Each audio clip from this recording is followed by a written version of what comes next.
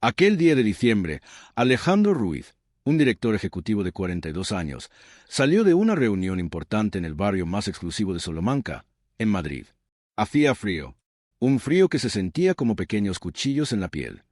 La nieve empezaba a caer, tranquila, sobre las calles llenas de luces de Navidad. Alejandro caminaba rápido. Pensaba en números, en contratos, en su siguiente compromiso. Había cerrado un acuerdo de 30 millones de euros. Otro más. Así era su vida. Éxito, velocidad, logros y poco espacio para sentir. Y justo entonces la vio.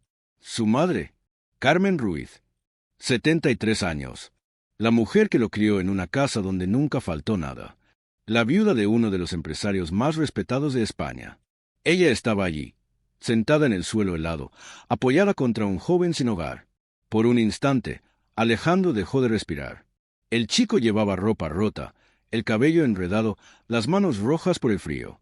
Y aún así, era él quien protegía a Carmen del viento, cubriéndola con su manta sucia, acercando su propio cuerpo para darle un poco de calor. Alejandro sintió un golpe en el pecho. Un miedo seco, directo, que le cerró la garganta. Corrió hacia ellos sin pensar. Mientras avanzaba, su cabeza se llenaba de preguntas.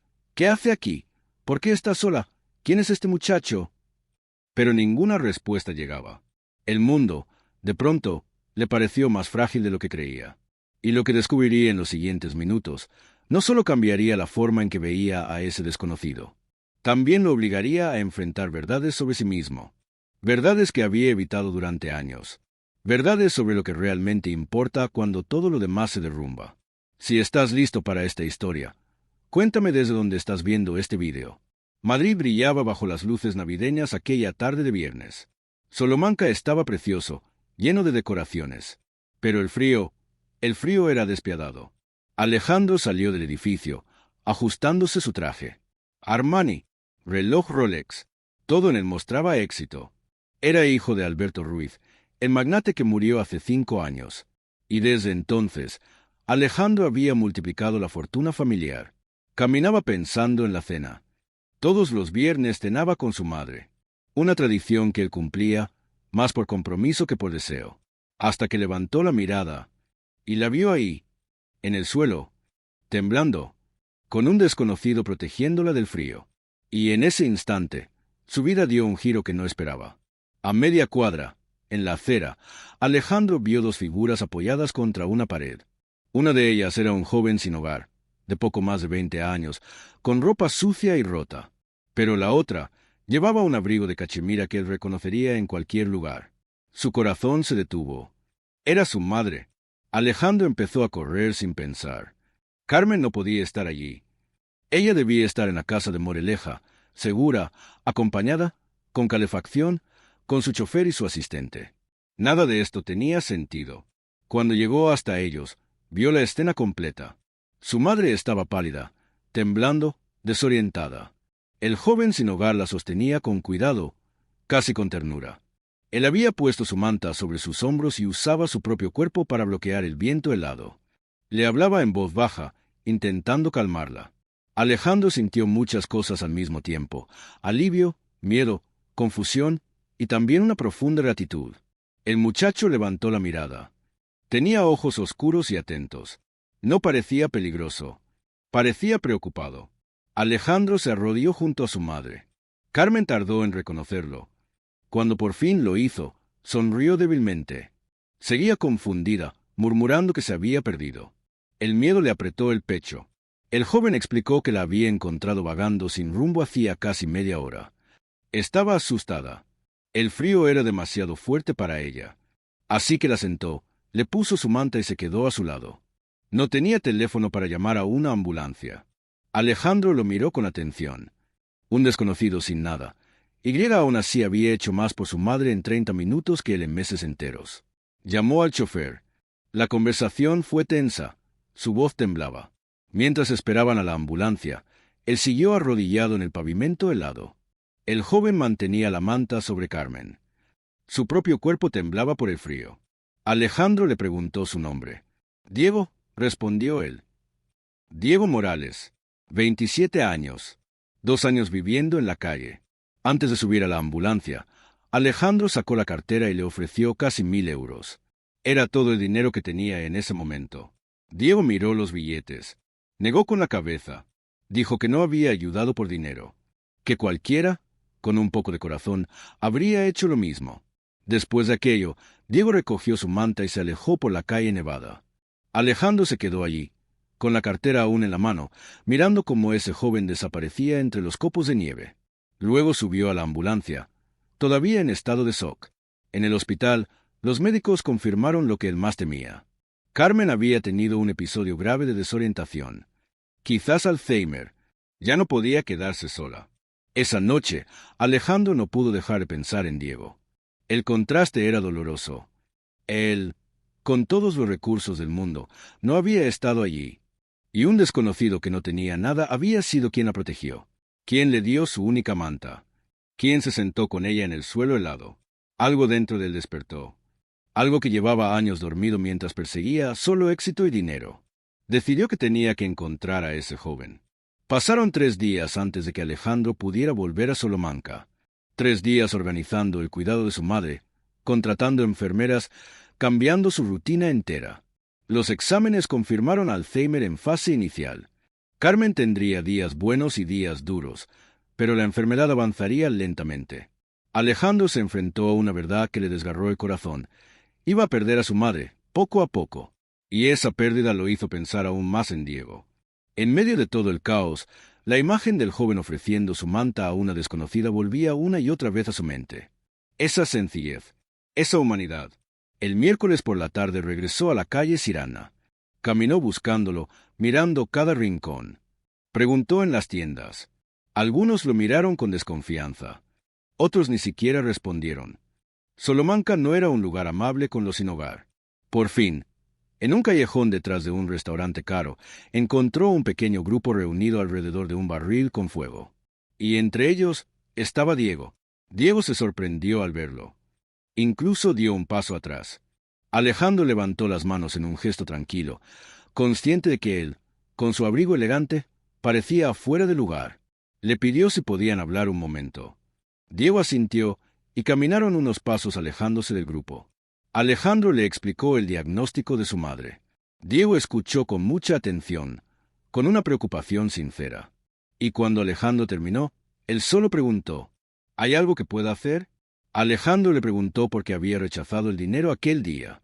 Diego respondió con calma. Dijo que no le parecía correcto cobrar por ayudar a alguien, que el dinero convertía un acto humano en una transacción. Y él no quería eso. Durante la siguiente hora, Diego le contó su historia. Había estudiado arquitectura en la Universidad Politécnica de Madrid. Tenía talento, tenía sueños, pero en su último año, sus padres murieron en un accidente. Era hijo único. No quedó nadie. La tristeza lo hundió. Abandonó los estudios. Perdió su piso. Sin apoyo, sin recursos para pagar una terapia, terminó en la calle. Al principio pensó que sería algo temporal. Pero la calle atrapa. Sin dirección, no podía solicitar un trabajo oficial. Los albergues estaban llenos o eran peligrosos. Tuvo que aprender a sobrevivir. Así pasaron 2 años. Alejandro escuchaba en silencio. Conmovido, impresionado, dolido. ¿Cómo era posible que un joven tan inteligente hubiese caído por las grietas del sistema, y llega aún así hubiese conservado su humanidad, su compasión, su sentido de lo correcto? Entonces Alejandro le preguntó qué necesitaba. Diego respiró hondo y dijo que agradecía la ayuda, pero que la caridad crea dependencia. Él no quería limosna, quería una oportunidad. Pero las oportunidades no llegan fácilmente para alguien como él. En ese momento, Alejandro tuvo una idea. Su empresa siempre necesitaba personal de apoyo, mantenimiento, limpieza, logística. Podía ofrecerle un empleo, un salario, una forma real de salir de la calle. Diego lo miró con desconfianza. Le preguntó por qué haría algo así. Alejandro fue sincero. Porque ese desconocido ayudó a su madre cuando nadie más lo hizo. Porque veía un talento desperdiciado. Y quizá, porque necesitaba hacer algo bueno después de tantos años centrados solo en su propio éxito. Diego aceptó, pero con una condición: trabajar de verdad, ganar su sueldo, no ser un acto de caridad. Alejandro dijo que sí. Le dio una dirección. Le pidió que fuera el lunes. En el gimnasio habría duchas, y él se encargaría de conseguirle ropa limpia y lo necesario para empezar. Cuando se despidieron, Alejandro sintió algo que no sentía desde hacía mucho tiempo. Esperanza.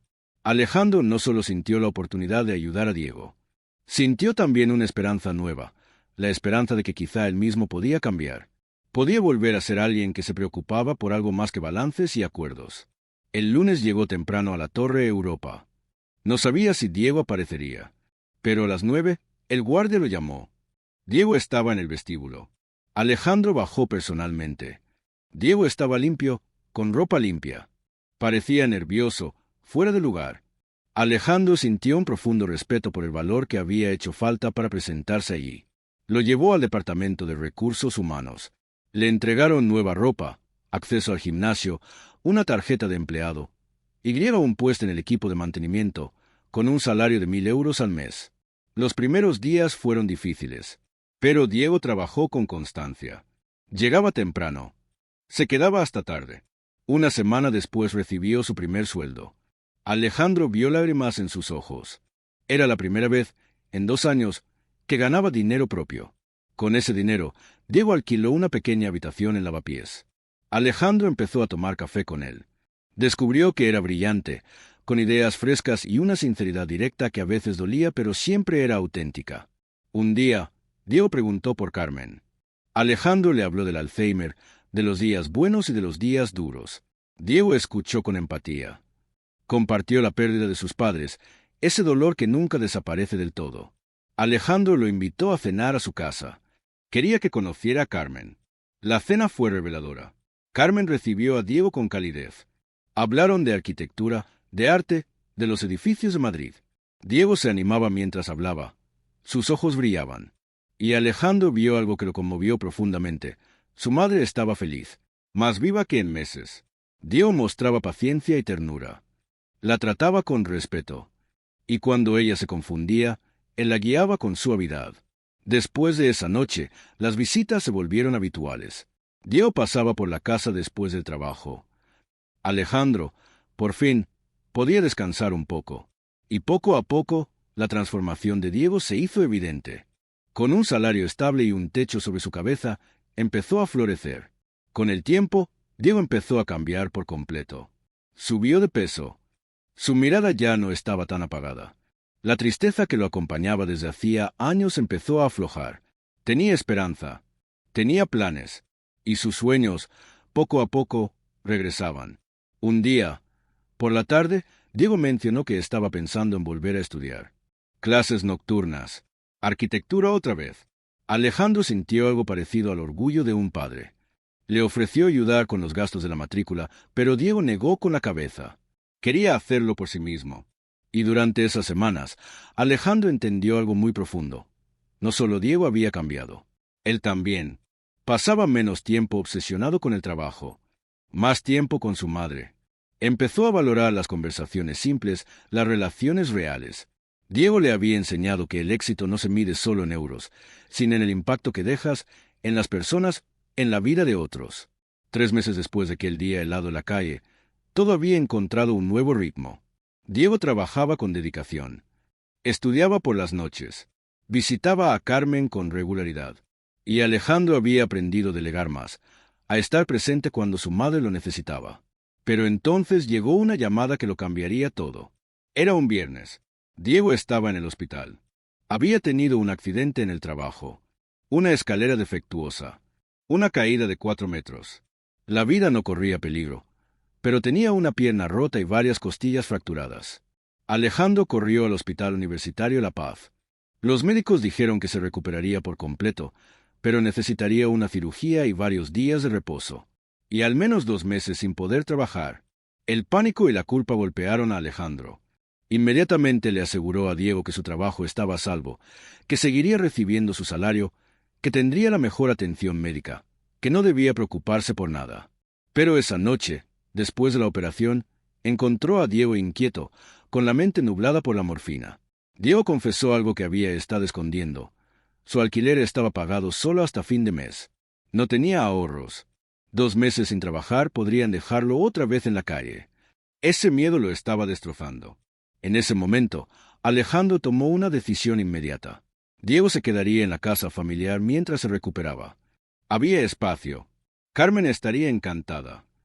Y así podría asegurarse de que Diego recibiera el cuidado adecuado. Diego intentó protestar, débilmente.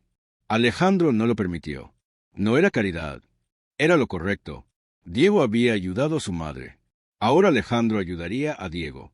3 días después, Diego fue trasladado a la casa de Moreleja. El lugar era impresionante. 3 plantas, jardines enormes, una piscina y vistas a las colinas.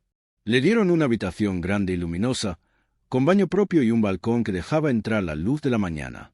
Carmen, cuando supo lo ocurrido, insistió en cuidarlo ella misma. En sus días claros, le llevaba comida, se sentaba a conversar, lo acompañaba en los ejercicios de fisioterapia. En los días confusos, era Diego quien tenía la paciencia para guiarla con suavidad, devolviéndola poco a poco la calma. Y fue en esas semanas cuando todo empezó a cambiar. Alejandro pasaba más tiempo en casa. No solo por su madre, también para estar cerca de Diego. Cenaban juntos, veían películas, hablaban hasta tarde. Alejandro comenzó a compartir cosas que nunca decía, frustraciones del trabajo, dudas, miedos. ¿Te gusta esta historia? Dale like y suscríbete al canal. Continuamos. Diego lo escuchaba sin juzgar. Ofrecía puntos de vista que nacían de haberlo perdido todo, y llega a haberse vuelto a levantar poco a poco. Una noche, Carmen tuvo un episodio especialmente difícil. No sabía dónde estaba. Estaba nerviosa, asustada.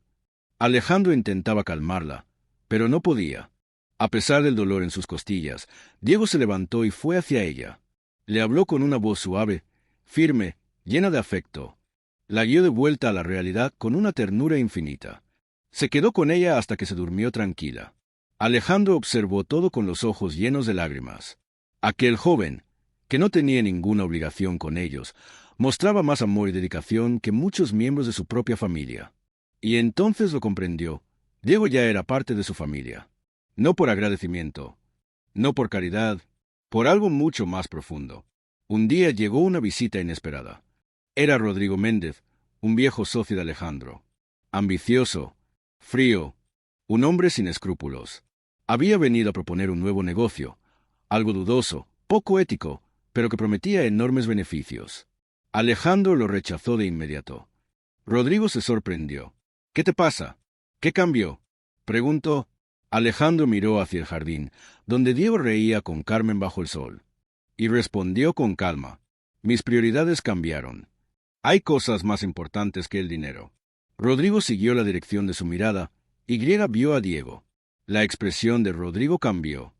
Frunció los ojos y preguntó, ¿ese es Diego Morales? Alejandro asintió. Rodrigo sonrió con una mueca amarga. Dijo que tenían historia a punto, que Diego había sido prometedor, hasta que perdió el rumbo.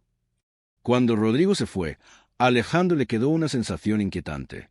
Había algo escondido detrás de esas palabras. Empezó a investigar. Lo que descubrió le dejó un frío profundo en el pecho. Rodrigo y Diego se conocían de la universidad.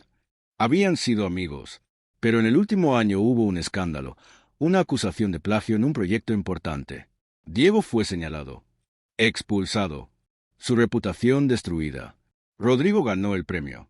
Al seguir buscando, Alejandro encontró testimonios de otros estudiantes.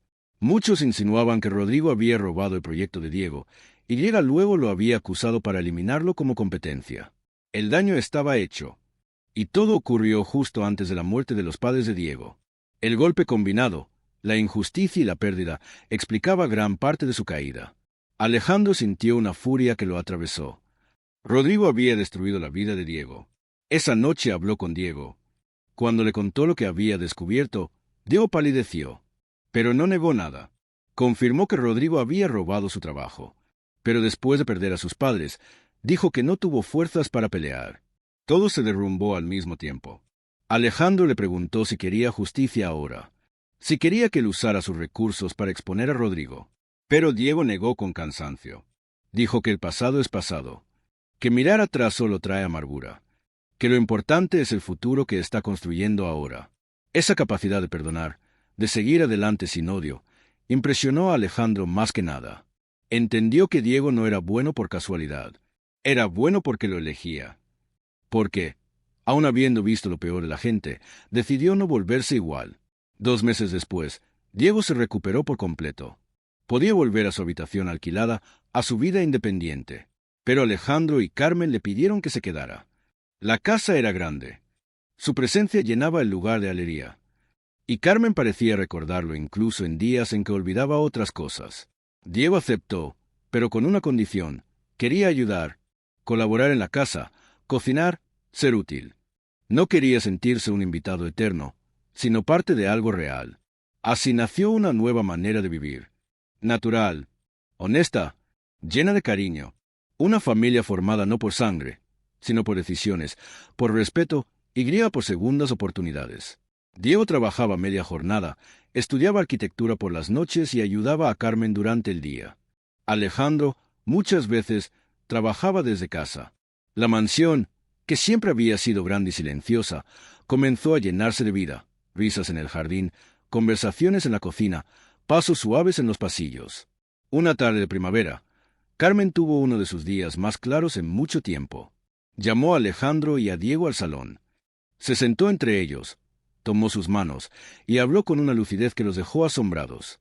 Dijo que sabía que su mente se estaba yendo, que pronto quizá no reconocería ni siquiera a su propio hijo. Pero antes de que ese día llegara, quería decir algo importante. Miró a Alejandro primero. Le dijo que estaba orgullosa del hombre en el que se había convertido últimamente. No del empresario exitoso, sino del hijo atento, del ser humano compasivo, del hombre que había vuelto a encontrarse a sí mismo. Luego giró hacia Diego. Le agradeció por haber traído luz a sus últimos días, por tratarla con dignidad incluso cuando ella olvidaba su nombre, por ser, en cierto modo, el hijo que nunca tuvo, además del que había dado a luz. Las palabras de Carmen hicieron que Diego llorara sin poder contenerse. Finalmente, Carmen tomó las manos de ambos y las unió. Dijo que se sentía en paz sabiendo que, cuando ella ya no estuviera, Alejandro no estaría solo, que tendría a alguien que lo mantendría humano, que Diego y Alejandro se habían salvado mutuamente de formas que quizá aún no comprendían del todo. En los meses siguientes, la enfermedad avanzó con rapidez. Los días buenos se volvieron raros, y luego desaparecieron. Para el otoño, Carmen ya no reconocía a nadie con claridad, pero incluso en su confusión, parecía tranquilizarse cuando Diego estaba cerca. Diego dejó temporalmente el trabajo y los estudios para dedicarse por completo a cuidarla. Insistió en estar con ella día y noche. Aprendió todo lo necesario sobre el cuidado de una persona con demencia. Alejandro observaba esa devoción milagrosa, algo que iba mucho más allá de cualquier obligación. Una noche, después de un día especialmente difícil, Alejandro encontró a Diego en la terraza, mirando las estrellas. Se sentó a su lado en silencio. Diego fue el primero en romper el silencio. Dijo que, durante 2 años en la calle, había buscado un propósito, y llega que todo su sufrimiento lo había traído hasta este momento, hasta esta familia, hasta la oportunidad de devolver la bondad que un día le ofrecieron. Alejandro respiró hondo. Había algo que llevaba tiempo guardándose. Y finalmente lo dijo. Le confesó a Diego que él se había convertido en algo más que un amigo. Era familia, el hermano que nunca tuvo, alguien cuyo bienestar era tan importante para él como el propio. Diego sonrió con lágrimas en los ojos. Dijo que sentía lo mismo, que después de perder a su familia biológica, había encontrado otra, que el día más oscuro de su vida había sido, sin saberlo, el comienzo de algo hermoso. Esa primavera, Carmen falleció en paz, sin dolor, rodeada por Alejandro y Diego. Fue Diego quien lo notó primero, quien le cerró los ojos con suavidad, quien abrazó a Alejandro mientras él lloraba. El funeral fue grande. Cientos de personas asistieron, pero la despedida más conmovedora fue la de Diego. Habló de una mujer que mostró bondad a un desconocido en sus últimos meses claros. Una mujer que le enseñó que el valor de una persona no está en su riqueza, sino en su humanidad. Después del funeral, cuando todos se fueron, Alejandro y Diego se quedaron solos en la silenciosa mansión. Alejandro le agradeció todo. Dijo que entendería si Diego quería volver a su vida independiente. Pero Diego preguntó, con voz suave, si podía quedarse un poco más. Que esa casa se había convertido en su hogar, y que Alejandro era su familia. Alejandro lo abrazó con fuerza, aliviado de no estar solo, aliviado de tener a alguien que comprendía su dolor que compartía sus recuerdos de Carmen, que caminaba con él en esta nueva etapa. Un año después de la muerte de Carmen, la vida encontró un nuevo equilibrio. Diego terminó la carrera de arquitectura, graduándose con honores. Alejandro estuvo en la ceremonia con un orgullo casi paternal. Varios estudios importantes quedaron impresionados por su talento y su historia, y le ofrecieron puestos extraordinarios. Diego aceptó uno de los mejores estudios de Madrid, pero puso una condición. Quería trabajar en proyectos de vivienda social, diseñar espacios dignos para personas sin hogar. Su experiencia en la calle le había dado una mirada única, un propósito claro. Alejandro, inspirado por él, transformó su propia empresa. Cambió prioridades. Invirtió en programas de apoyo, en proyectos que devolvieran algo real a la comunidad. Dejó de medir el éxito solo en millones, y empezó a medirle en impacto. Alejandro transformó por completo su empresa. Lanzó una iniciativa para desarrollar viviendas accesibles, trabajando junto a organizaciones sin fines de lucro. Contrató a Diego como consultor, valorando su profundo entendimiento de lo que realmente necesitan las personas sin hogar. Juntos diseñaron un proyecto revolucionario, un complejo de vivienda transitoria que no solo ofrecía un techo, sino también apoyo integral, servicios de salud mental, formación profesional, acompañamiento social. Todo ello con una arquitectura pensada para mantener la dignidad de quienes vivían allí. El primer edificio se inauguró en el aniversario de la muerte de Carmen. Lo llamaron Centro Carmen Ruiz en su honor. Tenía capacidad para 50 personas, ofreciéndoles un camino real para salir de la calle, un camino parecido al que Diego había recorrido. En la inauguración, Alejandro y Diego se pusieron juntos frente a las cámaras cortando la cinta. Los medios preguntaron por su extraña asociación. Alejandro sonrió y respondió que no había nada extraño en absoluto. Somos solo dos personas que se encontraron en el momento adecuado. Dijo, punto, y que aprendieron que el verdadero éxito se mide en vidas cambiadas, no en cuentas bancarias. Diego añadió, todos estamos a un par de tragedias de perderlo todo. La diferencia entre tener un techo y no tenerlo, muchas veces, es solo suerte. Una sociedad se define por cómo trata a quienes son más vulnerables. Esa noche, sentados en el jardín donde todo había comenzado, Alejandro miró hacia atrás en su viaje de 2 años. Había empezado siendo un empresario distante, persiguiendo dinero sin pensar en el costo humano. Una simple coincidencia lo despertó. Le mostró que en la vida hay algo más que el éxito material. Diego, por su parte, había pasado de la desesperación en las calles a convertirse en un arquitecto brillante, no solo reconstruyendo su vida, sino encontrando un propósito más profundo. Y Alejandro sabía que nada de esto habría sido posible sin la bondad de los desconocidos. Primero Diego ayudó a Carmen. Luego Alejandro devolvió esa ayuda multiplicada. A veces, dijo él, piensa en aquel día frío de diciembre, en el pánico que sintió al ver a su madre en la calle, y llega en cómo ese momento cambió todo. Alejandro se preguntó cómo un momento tan terrible había podido convertirse en el inicio de un cambio tan profundo. Diego asintió y dijo que, a veces, los peores momentos nos llevan a las mejores transformaciones.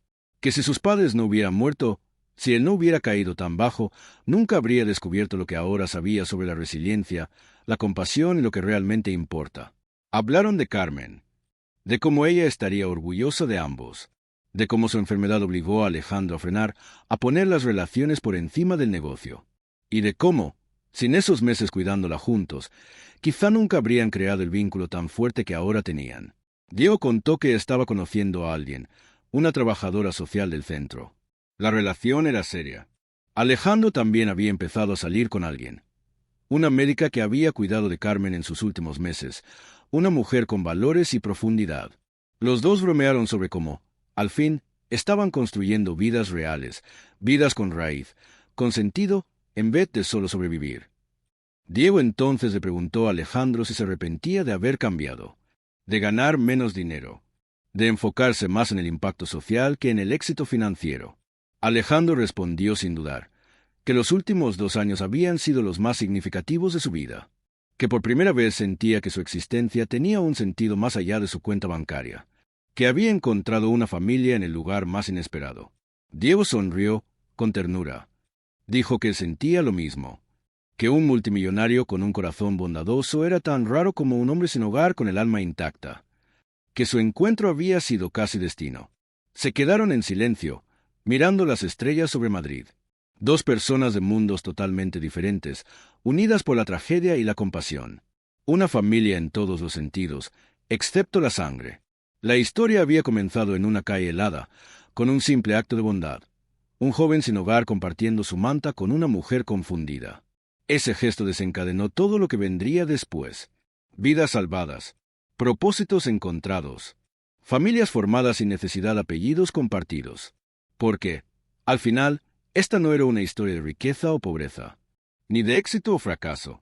Era una historia de humanidad en su forma más pura. Una historia sobre cómo un solo acto de compasión puede cambiar por completo el rumbo de una vida. Sobre cómo todos llevamos dentro la capacidad de ser luz en la oscuridad de alguien más, si elegimos serlo. Y esa lección, nacida en un pavimento helado de diciembre, valía más que todo el dinero del mundo. Si esta historia te recordó que la bondad puede cambiar vidas, deja un pequeño corazón aquí abajo. Y si quieres apoyar historias como esta, que muestran que la compasión aún existe, considera dejar un pequeño gracias a través del Super Thanks. Cada gesto cuenta, igual que aquel día en que Diego compartió su manta. Porque si has llegado hasta aquí, es porque crees que podemos ser mejores, que vale la pena intentarlo, que cada acto de bondad importa más de lo que jamás podremos medir. Y eso te hace especial.